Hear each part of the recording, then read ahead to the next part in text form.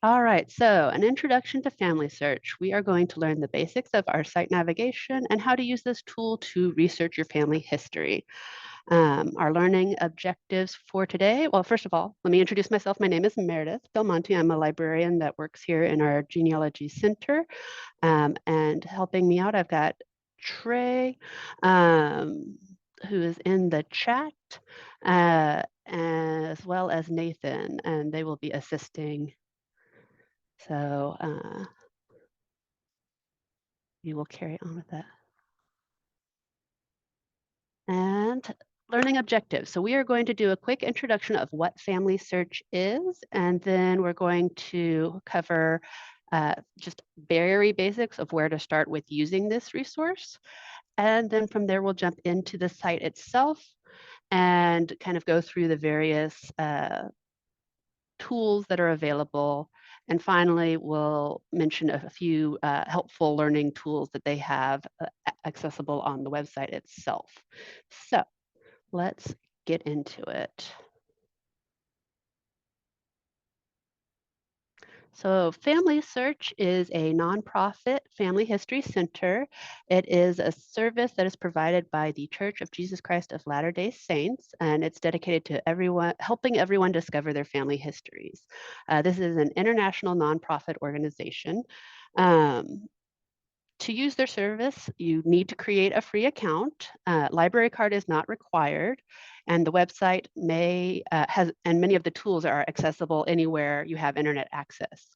However, uh, the Plano Public Library system is a library affiliate for Family Search, which means that it gives you additional access to some of the records that they have. And then they have a even further restricted set that is available only through the Family Search centers, which are operated by the Church of Jesus Christ of Latter-day Saints. Many of those centers are actually their church buildings themselves, and these also house physical materials that you can use for your research. We do want to note that Family Search does not share or sell your information with outside parties, but they do have email hints and suggestions that they'll sometimes send to your email box to help with your search and research. So Family Search resources provide access to digitized records at county and state levels, as well as information from countries around the world. You can explore the Family Search collection and resources from several points. As I was saying, you could access it through your website at home. You can come in the library for more detailed access, or you can make an appointment or visit one of the centers. They do also have a mobile app that you can use to access your searching and your data. And just some fun additional facts that we can share. The open shared family tree that is the main part of Family Search is something that everyone can view and edit. It's one of the largest family trees online in the world. There are over 7 billion searchable names through all of the historical records that they have available. And they have over 1.3 billion digital images that have not yet been indexed, but you can browse them and look for information with your own eyes. It's a lot more footwork, but the information is out there. And then they have 350 to 500 million records added each year. It is also worth noting that there's about a 90% of the records on Family Search and Ancestry.com are different. So it is really worth your while to check out both of those options as far as digging into digital records. So as I mentioned, one of the key features of Family Search is the online family tree.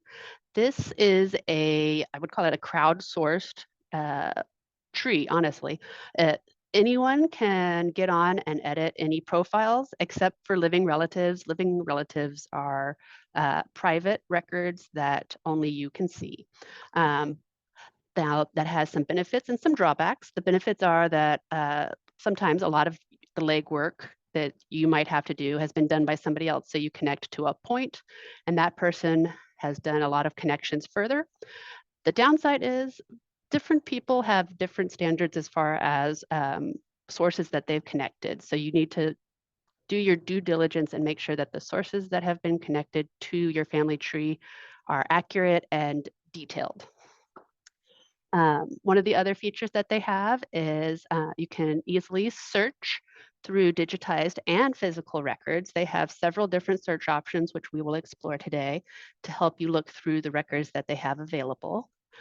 They also have communication with other researchers. So there are several ways to work with others, get input and assistance.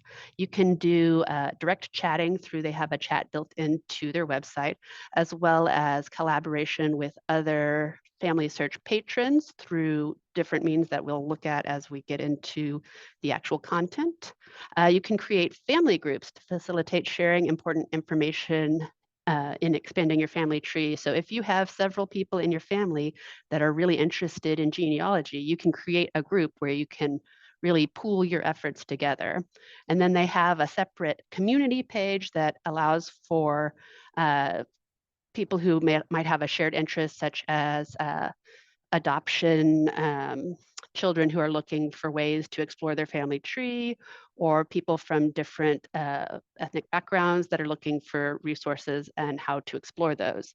You can join these groups and share information, see answers to other questions that might help you, as well as post questions to the general community and get feedback. In addition to this community building that they also have research education resources. So they have articles, blogs, videos, webinars, both live and recorded, that you can access to help learn how to research. If you are not a veteran genealogy researcher, this is a great way to figure out how to get started, what resources you'll need to look into, and to really map out a strategy for how you're going to go about your research. They do also offer research guidance, which is either in person by going to one of their centers or scheduling an online consultation, which is a free service. You can sign up for 20-minute online help with a volunteer who will help troubleshoot maybe some of those roadblocks that you've encountered. There's also a helpful resources tab that shares frequently used tools to help guide family history exploration, as well as DNA education. So if that's something that you've been interested in, but you don't know a lot about it, they do have information about what that is, what services offer DNA testing, and what to do with the information once you've got it. And then finally, they have a solutions gallery is what it's called, but it's basically a collection of links to other resources for genealogy research, ranging from websites to apps that you can download onto your phone. And these are external to Family Search, but they've provided a nice area to access all of those and springboard from there to further your research. And then finally, they have a lot of great volunteer opportunities. So if you are wanting to help others research their tree, a great way to do that is to index their existing materials. So somebody has to go in there and make sure that all of the information that is in the records is correct. And they do that through volunteer work. They also have volunteers who help with their online consultation and other ways to do that. And they even have an app that's specifically focused on helping volunteer your services for indexing, called the Family Search Get Involved app.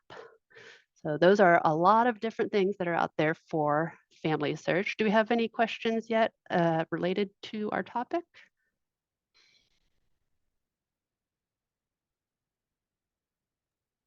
None yet. All right, cool. So we will do kind of a very basic primer of where to begin with Family Search. So after, of course, making your free account, the first steps you'll do is add yourself and your immediate family. So these are the people that you know their birth dates, you know where they've lived, you've got that information right at hand. And many of these are going to be the living relative profiles that are private and not searchable. So they're going to be kind of your foundation. Once you've done that, you want to grow your family tree from any existing research you might have. So if you have already begun researching and this is just a new resource that you're trying out, you can use all of your collected vital details that you have gathered to either search for existing profiles for deceased family members or create new profiles for ones that just have not been added yet to the system.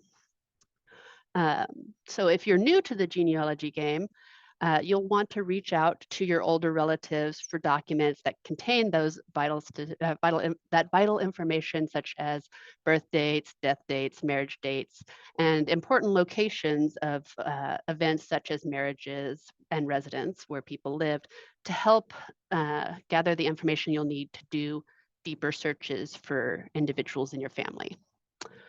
After you've got that information, you're going to search records for additional sources. So a lot of the profiles that have already been created have supporting sources attached to them, but sometimes somebody has just gone, I know this person existed, created a profile, and there are no sources.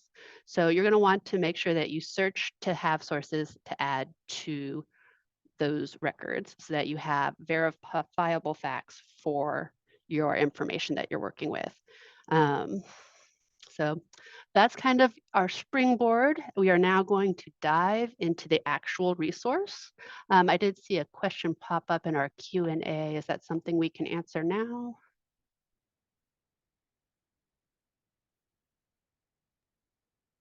Sorry, I'm slow. I need to put these screens on the same side so I can find the unmute.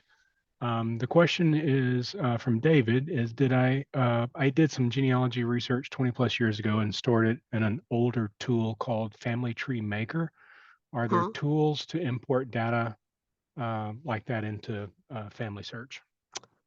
I have not heard of that. That does not mean that they don't exist. That's something we can look into and get back to you. If you'd like to message one of us directly with your contact information, we can reach out to you with that. Or we do have options. We have our genealogy at plano.gov email. Feel free to email us with questions and we'll be glad to assist with that. But that one I don't know off the top of my head, unfortunately. So let's switch over here to our family search. So when you first hop on here, you can, of course, access family search through our database collection that we have. Let me show you how to get there real quick, just so that we have an easy way. I mean, you can just type familysearch.org. That's probably the fastest way, but we do have a link available in our research skills databases, and under genealogy and history, we have it down here, so you can access that. And this has a little note that affiliate library records are only available when you're in the library using our computers. So you have to actually sign in to our public computers because that has the network connection necessary to access those records. All right. So once you've created your account, you'll be able to sign in from the top here. I'm going to switch over to that one. Hopefully I can do that easily enough. Yes, okay. You'll have to bear with me. I'm switching over from the PowerPoint. It's always a challenge. Okay, so we should be able to just close that out. And, oh, nope, I think I stopped sharing. Bear with me, crowd. Okay, let's try this again. Here we go. All right, so when you sign in, you'll go to the landing page. I call it the landing page. I'm not sure there's an official term for that, but from our landing page, we are able to see a few things. We're able to see record hints for any records we currently have attached to our tree. So these come up when people update records or add new record batches. So for example, the most recent one that's occurred was the 1950 census records just got added to Family Search. And so there were a lot of record hints generated from that, from the new records that connected to people that were already in my personal family tree. And then you have recent people that you have looked at, and it has additional interesting stuff. So if you have people on your tree, you'll see kind of memories that are related to them, and I'll get into details of what those memories are, but a lot of them tend to be pictures, so you can have some fun looking at family members that might be related to you. It's kind of a very casual way to open it up.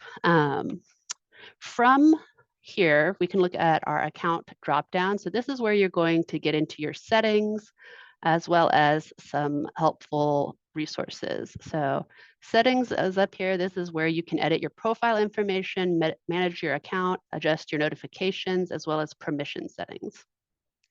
Family groups, I mentioned this earlier, you can create groups with family members that also have family search accounts, and this is a place where you can collaborate and work together. Contacts is a list, much like your phone contact list, of people that you have um, decided that you want to communicate with regularly. You can encounter these people through your search. I'll show you some examples when we get into looking at the records. And your source box. Source box is probably the most valuable tool, in my opinion, because it allows you to save a collection of all sources that you have an interest in and have them in one easy location. I'll open it up here real quick so you can see it. Now, I've done a terrible job of organizing mine. You can see I've got 300 sources altogether, and I've only put a few in some folders. You can get really detailed with your organization, and you can also search for titles. These sources are ones that I came across that had multiple people that I needed to connect to, but I'm trying to think of a great way to explain this. For the most part, when you get a record, you have to attach a person one at a time, and it can be very time consuming to do. When you have the source saved, you can easily attach it to multiple people at a time straight from the box. So this is a handy way to attach sources to multiple people that happen to be mentioned in a document. Fairly commonly, that's going to be like the census records where you have an entire family listed, or marriage records where you've got the parents of each side listed as well as the bride and groom. So it's handy to be able to save it here and not have to look it up each time you have to add a person. So handy tool to have. So let's get into actually navigating the different sections here. So at the top, we have our menu. And the first section is, of course, the family tree. Overview really just tells you what the family tree is. I'll open it up just so you can see it, but it's basically explaining, what you're having access to, why you should use the tree. It does have a little bit of information about how you can work with others and that sort of thing. But if you want to actually get to the tree itself, you want to click on the tab here, or from here, click on the drop down for the tree. So this will open up the shared tree that I mentioned earlier. So from this tree, I've got myself and my husband up here and our different branches. We're bouncing a little bit farther back just because it's got some interesting stuff here that we can look at and refer to. So in the tree view here, you have some options. Right now I have this in landscape view, which is accessible up here at the top. You can also do portrait if you'd prefer to have it drop down. There's also a fan chart, which has more of a visual effect. Here, I'll just open it just so you can see it. So you can kind of see how the different generations filter down, which is kind of cool. There's also a few settings that you can change, like the number of generations it goes back and what kind of information is shared on that little tile there. Home will always take you back to your personal profile within the family tree. That's kind of considered your starting point. And you can also recenter it on a particular person. And then full screen is an option to get rid of these two bars up here. It's not a true full screen, but it does give you a little more room to work with in your tree. You can also zoom in and zoom out on people. There are a couple of other options. Let me toggle out of full screen here. Um, Descendancy focuses on, as it sounds, kind of your lineage. So for like me here, I can expand it to see the family members that extend. You select a person and you'll see how the descendants come from that particular person. Um, and you can also do first ancestor. First ancestor is kind of a unique take. It follows a specific line through the family tree, and you can trail that down and go through the generations. It's most helpful for cultures that have a strong patrilineal or clan kind of approach to record keeping. Um, Very useful, for example, like if you have Native American heritage and want to apply for membership to that particular group, a lot of times you'll need to be able to show your connection through a strong line. And so that's one way to do it. And you can also print that out. That's available up there. So we're going to switch back to landscape because that's my preferred way of navigating. There we go. Popped back. Okay. Let's see. So anything else to share about this particular view here? Oh, and if you are working in a browser like I am, if you double click, it will zoom in. That's just an automatic what it'll do. If you need to zoom back out, you can come back up here and zoom out. Scroll wheel will move you up and down. So once you get into like bigger aspects of your tree, that can be handy to navigate. Or if you've decided to zoom in really close, you can scroll to see more of the tree. This little arrow here is what lets you open up the next generation of that particular tree and continue traveling down your tree line. So as far as connecting people onto your tree, when you create your profile, you will have your name, and then you can add a spouse. You can also add children, and since these are already here, it doesn't show it, but if I didn't have the parents here, it would have a add parents option for you to fill in, and that would be your starting point for adding people to your tree. You can also do so from the person view. So when you click person, this will take you to the what I call the profile of that person. So this one is one of my ancestors, Richard Anthony Martin. You can see I've got 18 sources related with this person. And if you're wanting to add people related to this person, you can add down here under family members. So if this person had an additional spouse, you'd be able to do so. If you have children that don't have a known mother, there are a lot of options. You can also add parents, so like step parents and that sort of thing is an option as well. On the side here, you have research help. So this is the same information that you see from our landing page where the hints are. If there are any of those hints that apply to this particular person, those will show up here. I'll have to see if I can find an example of that to show you. For record searching, they have a direct link to family search, which takes you to the same stuff up here, but there are external links as well of some of our top known ancestry searches, as well as, Google, why not? If anybody's made notes about this person, like they have details that they don't have verifiable facts for, you can access that and add notes and review notes there. And you can see who has done stuff on this particular record. You can see that relationships were deleted, sources were attached, that sort of thing. And you can actually see all of them for a particular file. It goes back the whole way. So that is available there. I see a fair number of comments in the chat. Is there anything I can address specifically?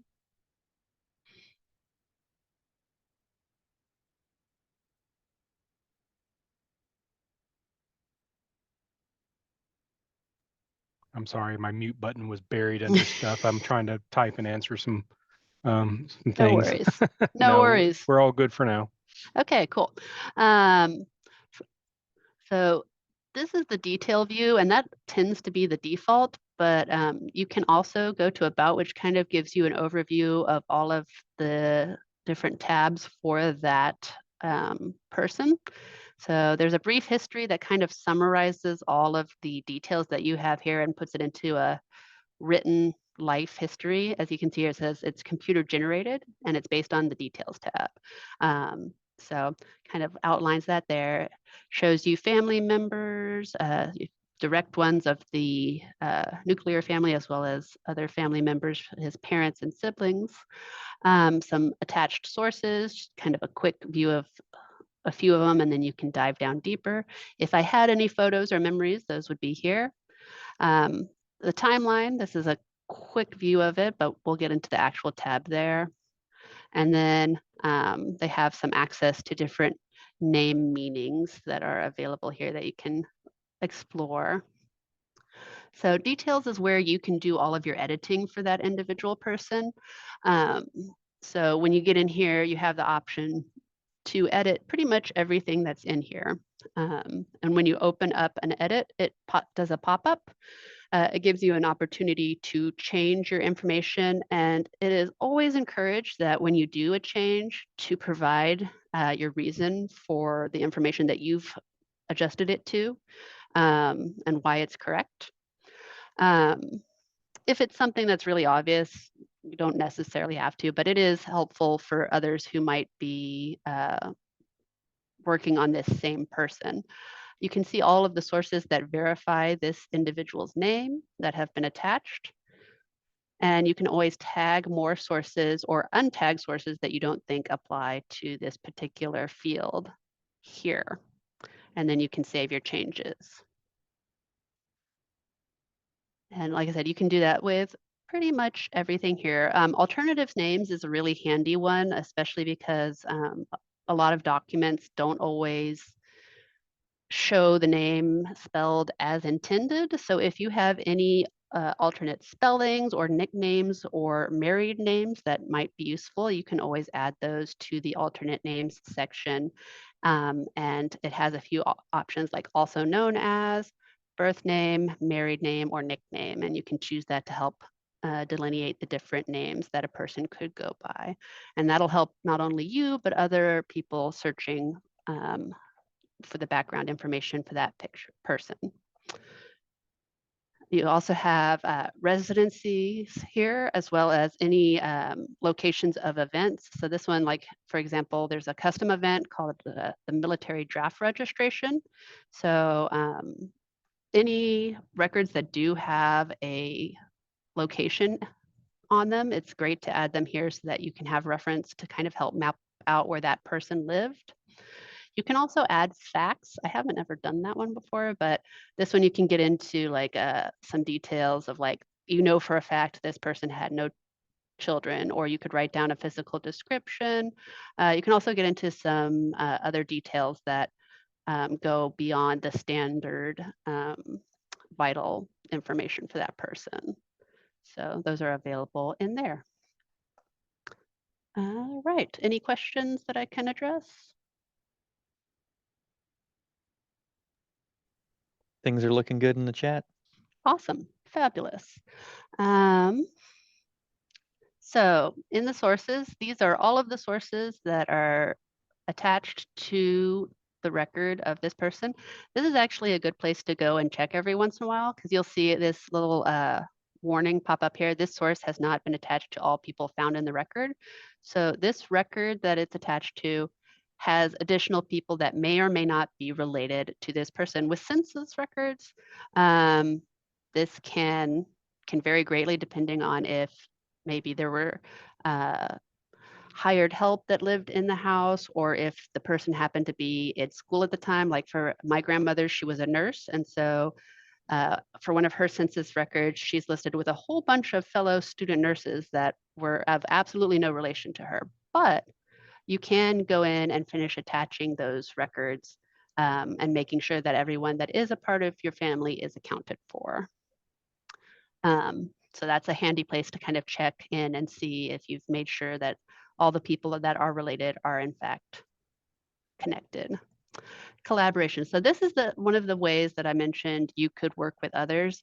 If you happen to be in a highly active tree, like you've got a lot of family members working on it, or others are highly involved with it, they can add their notes here, and you can also add discussion here to talk about your research and maybe pinch points that you are having in dealing with figuring out details, and they can come in here and check back on that.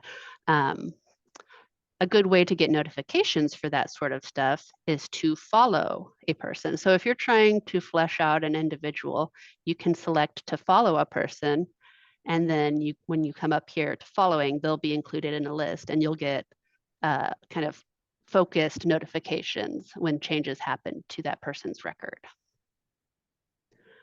Memories are basically, it's an area to keep anything that's not of importance as far as vital information is concerned, but may have significance and meaning to you from a family history perspective.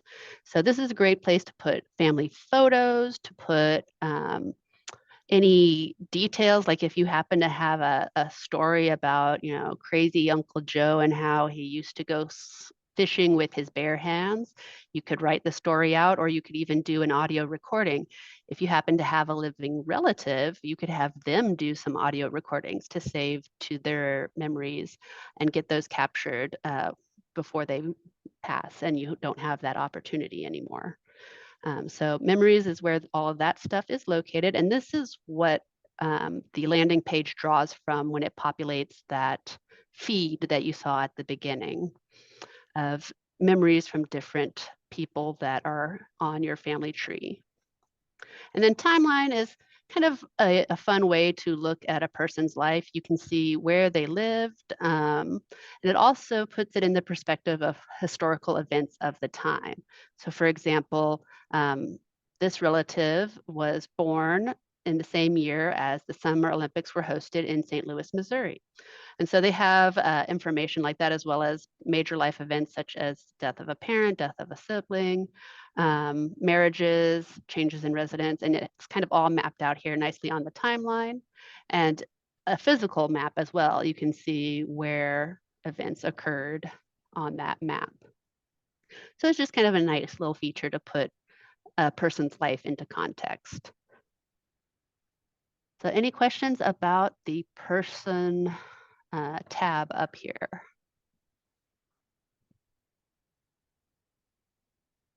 Nothing so far. It's looking good.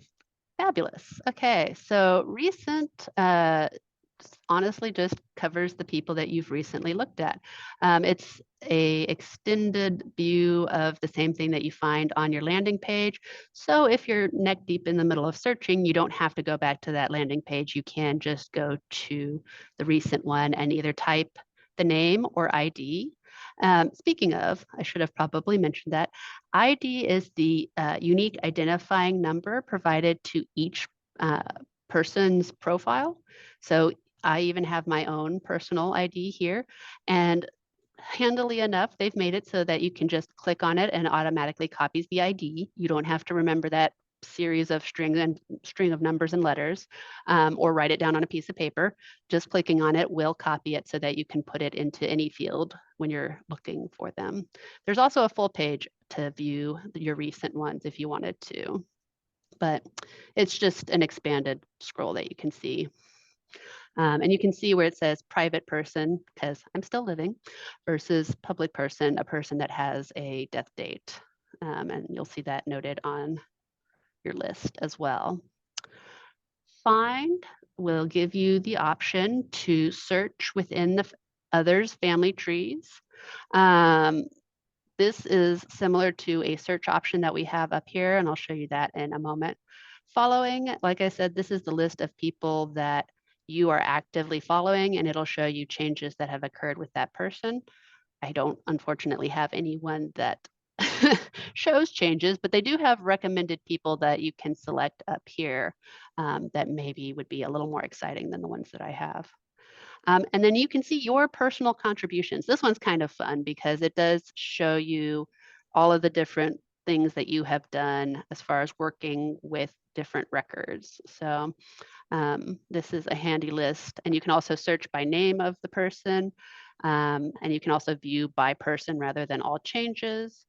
So that's a handy little thing to see what you've been up to. So that's all of that for the family tree drop-down menu. We'll move over to the search one. So this is where you start getting into searching the records for your various family members. So you have the option to search records, which these are the available records that are digitized. Now, not all of these records have been indexed. Many of them you do have to visually search for your ancestors' names. These are the records that if you do opt to help out with indexing, you'll be actually going through and putting that information in so people can see what the names are on these documents in an indexed record file. And I'll actually go ahead and open that up so we can see a search real quick. Let's see. Let's do Loyal. I can't remember her last name. Was it Freeman? So you have the option of putting the first, and if you do happen to have a middle name, you can put that in here to help narrow it down, and then the last name. If you have a place, it can be any general place and birth year, but you can also get into more specifics of a birth, marriage, residence, or death date that you can work with here, and you can put multiple things in here. You do want to keep in mind that the more information you put in here, the more narrowing your results will be, which can be beneficial, but it could also weed out options where maybe they miswrote the date or maybe they misspelled the place, that sort of thing. So you may want to play with how much information you put in here. You can also add known family members and other records that you might want to look through specifically. And then when you hit search, you have the search information over here, which you can tweak as you need to, and then redo the search. And then you have the responses over here, or the results, not the responses. You can see I ended up with having just used the name, well over 200,000 results. So that could be a lot of work to work through. This gives you kind of a brief overview of what's in that record, and you can hover over it, I believe. No, maybe not. You can see we've got view possible tree matches here as an icon. You can also view the image directly, the record. This one has an indexed record, so you can see a typed out version of the information, or you can look at the record specifically. And then you can also see the record details, which are the indexed details. If I click on it, it'll open it up. You see an image of the record. This is the indexed information here, as well as connecting people. You can see if I wanted to attach this to my tree, I'd have the option here. And you can see similarly related records here. You have your source information here, so the document information, the folder and image number, and that's specific to the family search database. The collection it's a part of, and then if you wanted to cite your sources, this is where you can get the citation right here, and you can even hit copy and it will copy it nicely for you to the clipboard. You can save your source to your source box up here. You can share it if you're collaborating with people, and you can actually edit it. So if you happen to know that a person's name is spelled incorrectly, or you can see that the person who indexed it did it incorrectly, you can edit some of them. Not all of them have the option to do that, but this is going to get into much more detail, but I just wanted to show you that is an option. You can get into helping correct indexing errors. You don't have to just accept it. But that is for a more complicated and more detailed class than today. So as I mentioned, there are some records that you can only see the indexed information for, and you wouldn't be able to see the record itself. And that limitation is based on contractual agreements between Family Search and the holders of those records. So it's not anything that unfortunately the library has control over. So we have to go with what we get. But based off of those agreements that they've written up on, hey, I'll give you access to these documents, but only these people can get to it, that can determine whether or not you can have to come into the library itself or even go look into visiting one of the family search centers. And I think that covers all of that particular focus. Another search that you can do is an image search. So pop that open here. And this is looking through the historical images. These images basically are all of the unindexed records that exist. You can only search by place. Well, they have a few more options. They have date and life events that you can use to kind of narrow them down. But because they are not indexed, you're going to have to do a lot of legwork on your own to explore through the images. But this is a great place to get into if you're hitting roadblocks on the indexed records. The family tree tab here, this is the same one as what was available under the family tree drop down here and find. It's the same search. So when you search for an individual here, it will look through the shared tree for existing ancestors or existing people. So that is an option, especially if you know that you're getting into a family tree that might be well researched. This is a good place to go to. Genealogies is searching through existing family trees as well, but these are ones that aren't specifically on Family Search. They're ones that have been shared with Family Search through either individuals that have shared them or organizations that have shared them. And so you can use these as a great way to compare your branches on your tree to ones that may be potentially out there to help get maybe names for further down the line that you don't have, and that you can do more research to verify that they actually do connect to your tree. So this is another option for furthering your search. Catalog gives you access to looking through their basically all of the material that Family Search has, including their physical items that are not online.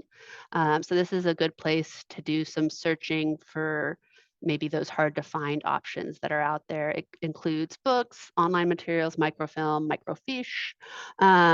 It's items that have been published and are compiled from a lot of secondary and tertiary sources. Oh, that's a mouthful. So they are separate because they are processed and published in different formats than the records that you find on the record search.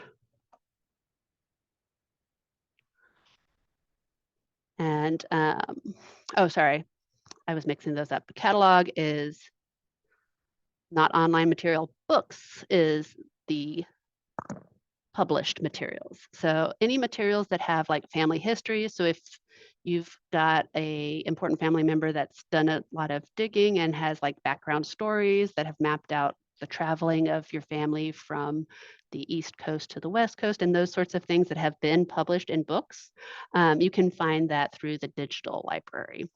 My apologies for mixing that up. I looked at the wrong line as I was talking. So these are the published books that are out there, whereas your catalog is going to typically be first first level sources. And then the wiki, if it will load. Wow, it's not loading. That's great. There it goes. So the wiki is a great way to access guides related to searching for genealogy. So say you're very used to doing genealogy searches in North America, but you have family members that come from Asia, you can hop on here and do some exploring of articles that they have about best practices in doing your research in those specific areas, because every country does record keeping their own way. And so it can get very confusing very fast. And these can be a great way to kind of get your bearings in getting into those local areas of research. All right. I think that covers all that. Oh, and they did recently add, sorry, I almost forgot. This is a newer one. I don't know how much newer, but added within the last year or so, you can do cemetery searches.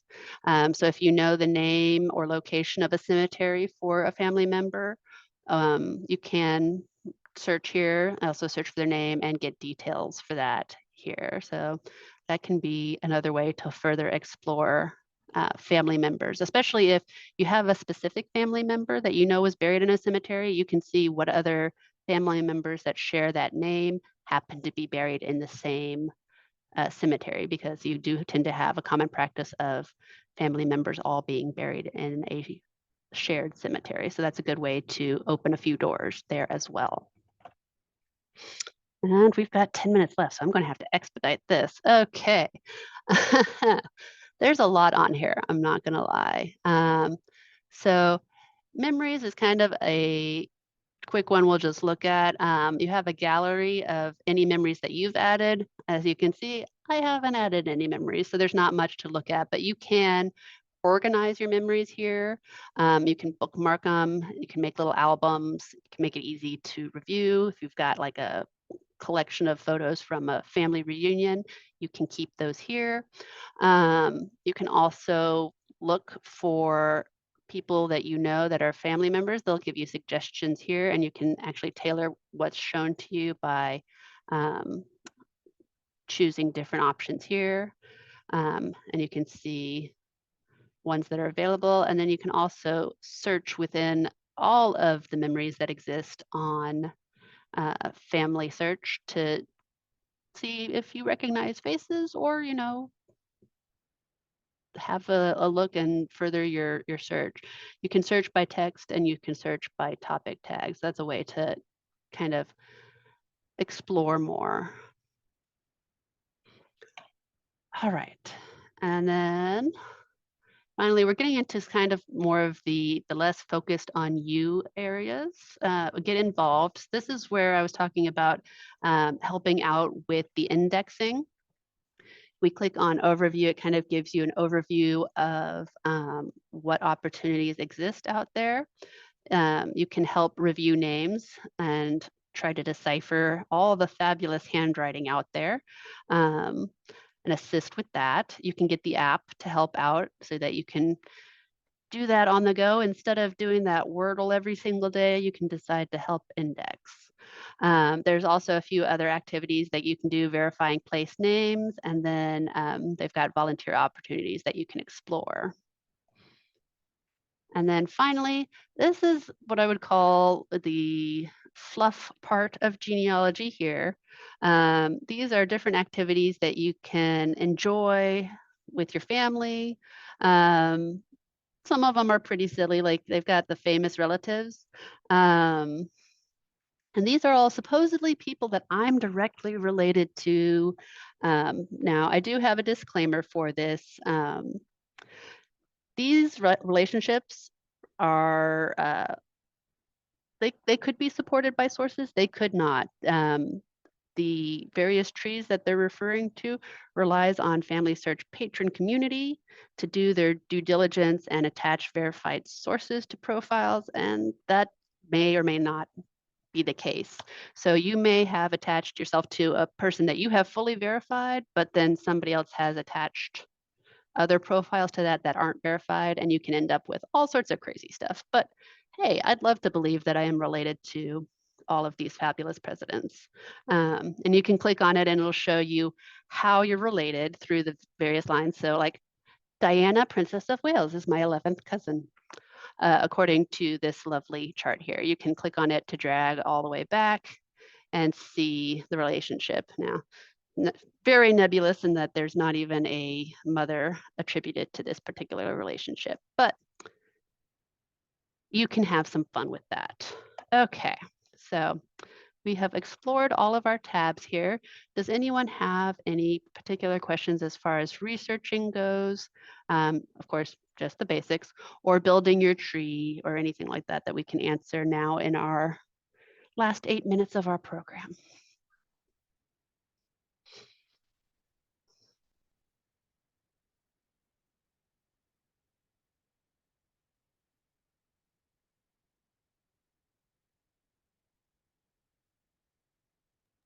There's nothing immediate in the chat, but Okay. Trey has been answering some questions in the question and answer. So Oh, I don't right, know but if I don't know if anyone else can see those. If that's all they the chat can. Okay. should show up unless you specify to talk to specifically that person. Well, then All right. while we're looking here, I can show you a few things. So you have a few icons on this George Washington Young here. One of them is alternative spouses for Evelyn Louise Faulkner. So this is just showing that Miss Evelyn had either remarried or had divorced and then married George. So you can see that noted there. And then there's also this is the icon for when you have those hints that I mentioned, the research hints that might need reviewing. So we've got a Social Security record that popped up, and let's go ahead and open that up so we can see. So if I wanted to, I could view the record directly, and that would actually show me a digital version of the record. I can also look at the indexed information here. So this particular record was for Otis B. Young, who is George's son, and it clarifies that up here at the top. And you can see that it has the name as well as any alternative names usually are listed here, birth dates, birthplace. And so you can see how helpful this is to flesh out, like if you knew a relative, but you didn't know what their mother's name was, that'd be available there and you can see that. These links will open up the record from that particular person's side of things, and you can see that. This one I'd have to research further because it mentions that the mother's name is Sina Fortner. And as far as I know, that is not accurate. So I'd have to definitely explore whether or not this is the same person. And you can do that by reviewing and deciding whether or not you want to attach it. And when you do that, it'll bring up this little window here for attaching historical records to your family tree. And you can see, oh, well, or maybe it'll have a minor breakdown. Okay, there we go. You can see the information that's in the record and compare it to the information that you have on hand in your family tree and decide if they match. You can also look here and say, well, that's obviously not the same. And that might warrant some further research. And then this would be the one that we're actually wanting to compare because it's his record, but you could look down there as well. If there's any additional family members or others on the record, they'll be listed down here. And you can actually drag and move people around. So like if you had, say, two, well, like example here, we have two Catherines in here. We have Catherine Alberta Young and Catherine Young. This could have been a shared record that needs to be figured out and dealt with, or they could have had a daughter that didn't live very long. And so you could always drag, if this one said like Catherine and you knew which Catherine it applied to, you could change that because the website does its best to put it in the right spot, but sometimes it does need some finessing. And when you have decided that it is a match, then you'd hit attach and that source would be attached to that person. And you do need to do it for each person that's listed in the family. So there's that. You can also at the time add it to a source box. So if it's one that you know you're going to want to refer back to, you can tap that there and it would add it to your source box. So you could look back at it. So that's attaching a record.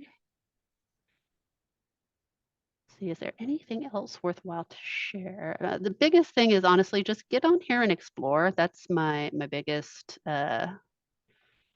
recommendation, because the more you play around with it, the more comfortable you'll get with it. There are options to change your layout and other tools that you can use down here.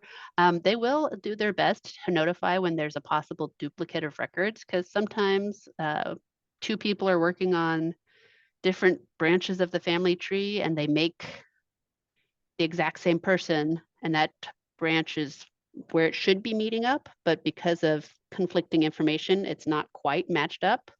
And you can deal with those when you come across them here.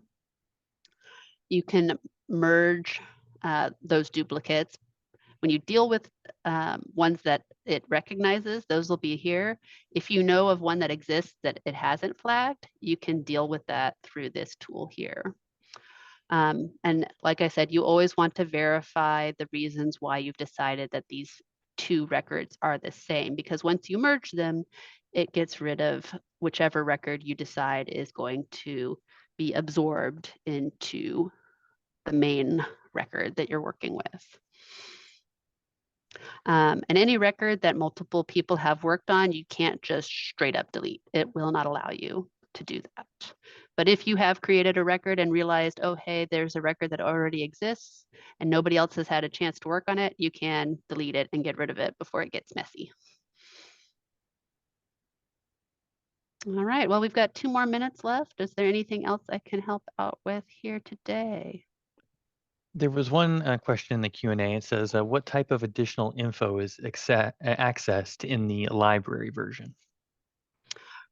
We actually don't get, well, I don't have a list of the specific resources. I need to find an example, because there have been times where I've opened it up and it's been like, this one is not accessible to you.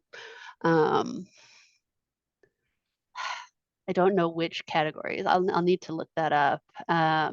Because honestly, with most of the searching I've done here, I have not encountered a record that I wasn't able to look at the original scan of the document.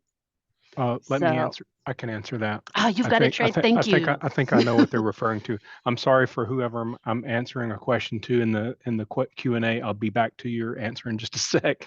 But a lot of times, if you see something that, and you're at home in Family Search and you see something that it looks like it's obviously has a digitized version of something, but it shows something's not available or only available at the a Family Search Center. I forget the exact wording. I'm sorry. We are now our level of membership. So if you come to any of the Plano public libraries on one of the public computers and you access and log in with a Family Search, there may be a very good chance that with our new kind of status, that digital image that was not visible remotely from home may be now accessible, because we have that different little tier now. I can't tell you what records would be and what would not be. It's a case by case with the Family Search, because it's individual documents and their access rights. Yeah. The different collections that they've been given access to, they have to make contracts with the holders of those records. And so depending on what that record holder has stipulated gives us access. So that may answer your question. That may be what you were referring to there. And I'll get back to typing my answer to this other person. Sorry, back on it. But in a nutshell, we don't have a formal list of the ones that we don't specifically have access to, or the ones that we have access to that people who are accessing from home don't have access to. We don't have like a, what would you call it? A resource list of specifically what is available and what's not. But it does tell you what level of access you need if you encounter one of those types of resources. So if you find one and it says you can't access the digital version of this resource, it'll tell you whether or not you need to go to a library affiliate, or if you need to go to a resource, a family search center. Does that make sense? I hope that makes sense.